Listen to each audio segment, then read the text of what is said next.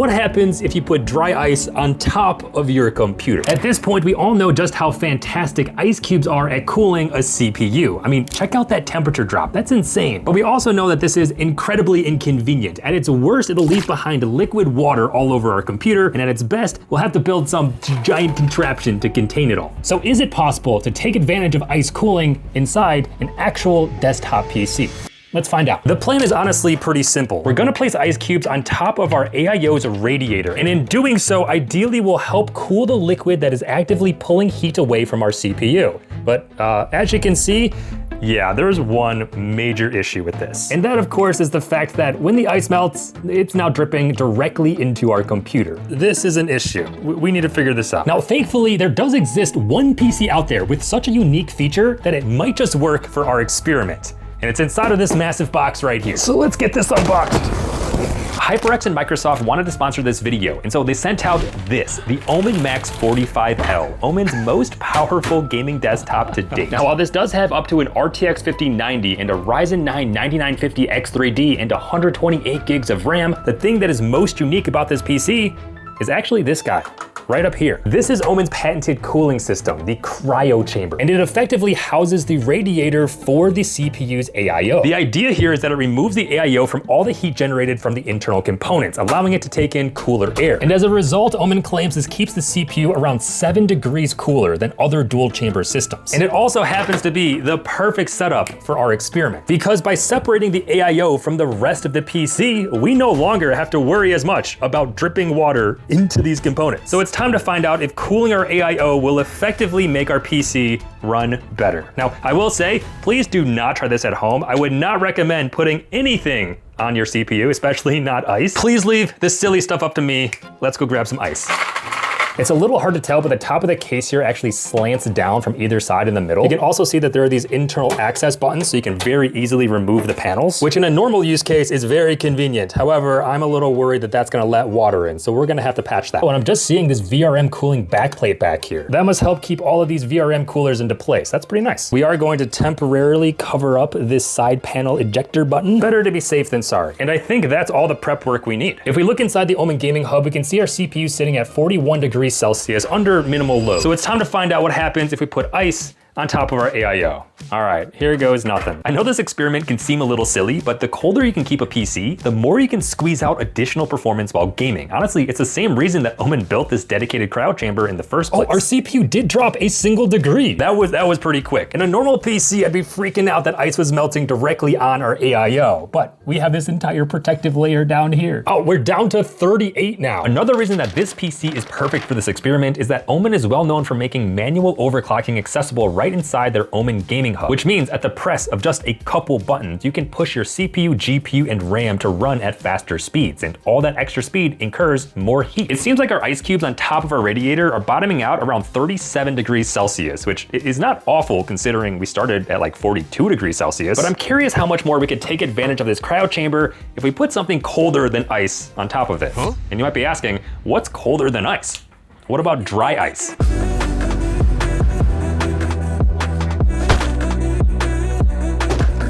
The bag has quite literally been secured. We got our dry ice. Now this is solid carbon dioxide. All right, we're gonna have fun with this. Inside of this bag is solid CO2, but it is so cold we do need to protect ourselves. Dry ice is in our midst, and in our midst. Oh, bro. Now, hypothetically, you could put dry ice directly on your components because again, they don't conduct electricity. That said, this introduces a new problem, which is condensation. Dry ice is actually so cold that when introduced into a computer system, it'll force the air around the components to condensate and turn into liquid water, which again, is not what we want. But again, the fact that this PC has this separated cryo chamber, well, maybe we will avoid condensation within the PC if we put the dry ice up here. Let's give it a shot. We're now back up to around 44 degrees Celsius, so let's see how that changes. Dude, that is crazy. Check out that effect. You can visually see the airflow pumping through this. More dry ice will be added. That is fascinating. I will say our CPU is at 37 degrees Celsius, which that's like the same as if we were just using normal ice on top of this cryo chamber. Our dry ice well, you can see it's kind of being pushed outwards. And that of course is because our 360mm AIO is set to exhaust. So maybe we have to put the ice down here instead. But now we have to deal with the issue of the sloped edges. I'm just gonna try to build a little barricade so the ice has something to roll into. Okay, perfect. Now as we slide dry ice up there, you can see it getting absorbed by the fan. Let's add some more. Nice. All right, with all our dry ice underneath our cryo chamber, it should be cooling all the air around this, which again, should be cooling the liquid in these tubes and then cooling our CPU. We're down to 34 degrees Celsius. And if we take a gander inside, let's make sure we're not accidentally introducing water through condensation. I'm not sure what the freezing point of the liquid inside of an AIO is, but I do know the liquid contains glycol, which is an anti-freezing agent. So I'm hoping it'll be okay. And also another good reminder not to try this at home. But man, this PC is the perfect setup for this. The dry ice is being more of a subtle coolant than I was anticipating, but I've seen enough. Let's run some video games. After all, they did send out the most spec'd out version of this Omen Max 45L. I mean, the 5090 by itself is such a powerhouse. It's actually more powerful than any PC that I built inside of this studio. We have 32 gigs of VRAM, access to ray tracing and DLSS. That combined with a 12-core CPU that has a 3D V cache in the 9900X3D. Those processors were literally born for gaming. So let's do some gaming, okay? As you can probably imagine, gaming on this setup is incredibly satisfying. I simply haven't played a game on it yet that I wasn't able to completely handle. On top of that, inside of the Omen Gaming Hub, we also have access to Omen AI, which automatically tweaks a bunch of different settings in order to optimize a growing library of some of the most popular titles right now. If you're paying for a 5090, you might as well get the most out of the 5090 as you possibly can, right? It is a ton of fun gaming on this because the setup is just so powerful, but it can also do productivity stuff as well. Everything from video editing, 3D modeling, the 5090 is also fantastic for local LLM usage. And heck, with 64 gigs of RAM, you can open up as many tabs in your browser as your heart desires. But I know you're asking yourself just how well the dry ice helps boost performance. And well, I have the results right here. In Cyberpunk 2077, we had a baseline benchmark of 157 FPS. And that's out of the box, which it did default to ultra settings and using ray tracing. So then after adding dry ice underneath our AIO,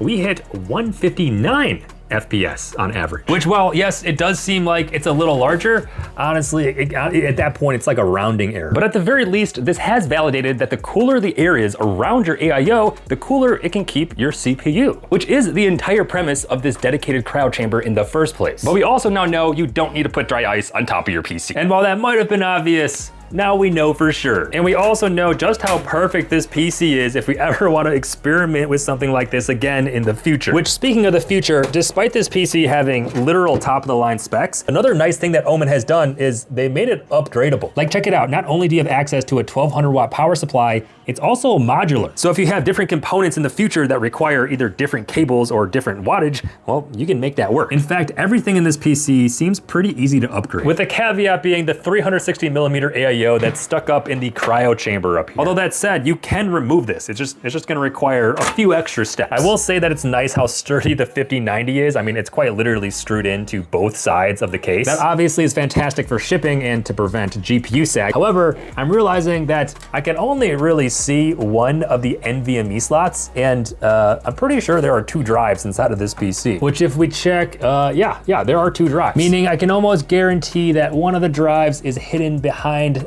this beefy boy right here. I feel like if I can't see it, I don't believe it. So let's take out the 5090 real quick. I'm assuming we start over here with these screws. There's also a nice machined Omen logo there. That's a cool little detail. Okay, so that plate releases this. And now there are 2 more screws way down here. We can now remove the 3 screws over on this side. Oh my gosh. Yeah, this thing was going nowhere. Which means now we should be able to unclip and just pull out. Dude, the heatsink on this card is absurd. Okay, there we go. Here's the second NVMe. As you can see, it actually doesn't have the heatsink because I feel like there's just no room underneath the massive GPU. Also under here, we have access to the CMOS battery and the LAN card. And also another hidden PCI slot in case you ever, aren't using a 3-slot GPU. This is also pretty interesting. The heatsink for the Southbridge chip is just kind of like tensioned down between these 2 wires. I wonder if we can, oh yeah, we can just slip it off. A nice little little thermal pad inside of there. I love it. I'm not sure exactly why they wouldn't adhere or screw down this piece, but it makes it super easy to take on and off. It also looks like you have access to at least one more SATA data port in case you want to add another SSD or hard drive into this PC. And if we look in the back here, there is actually 2 dedicated hard drive or SSD trays. I'm also curious what this required for VRM cooling backplate is, so let's go ahead and take a closer look. And that's gonna require us to undo some of this cable management, which hopefully we can make look good once we're done with it. Does this slide off? Kind of wiggling. Oh wow, they put thermal pads on the back plate. That is fascinating. You can see here, all these soldered pins are the backside of the VRM, the voltage regulator module, which are being cooled by these 2 heat sinks right here. And there are 100% thermal pads underneath those heat sinks, but Omen also decided to put thermal pads on the backside of those VRMs. I'll be honest, I don't know if I've seen that before. Let me just check like another random PC. This is the one that we dripped water on earlier. Yeah, this one definitely does not have thermal pads behind the motherboard. That's honestly really cool, and honestly just goes to show how much Omen is thinking about cooling inside of this PC. This almost feels like the overlooked younger sibling of the cryo chamber, because I don't think I've seen anybody talking about this.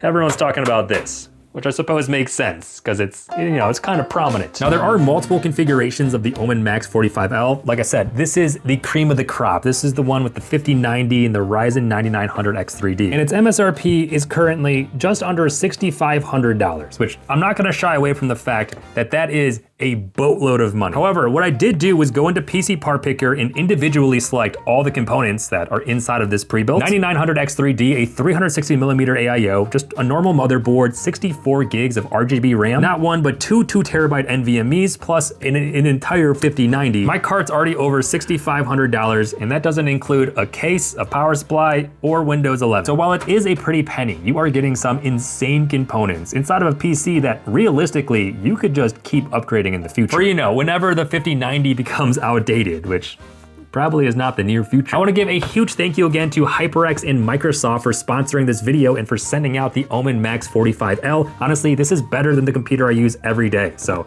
I might just have to start using this one. If you want to learn more about this PC or all of its other configurations, I'll leave a ton of information down in the description below. So as always, thank you so much for watching. I've been Mr. Yeaster, your tech tinkerer, and I'll catch you in the next one. Aw, yeah.